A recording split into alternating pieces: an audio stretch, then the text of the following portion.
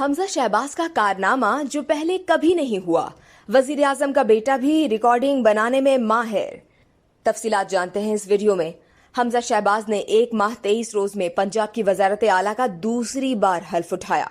حمزہ شہباز نے 16 اپریل کو پنجاب اسمبلی میں کامیابی حاصل کی تھی، تاہم گورنر عمر سرفراز چیمہ نے ان سے حلف لینے سے انکار کرتے ہوئے ان کی حلف برداری کئی دنوں تک ملتوی کر رکھی تھی۔ ایسی صورتحال میں لاہور ہائی کورٹ کے حکم پر قومی اسمبلی کے اسپیکر راجہ پرویز اشرف نے 30 اپریل کو ان سے حلف لیا تھا۔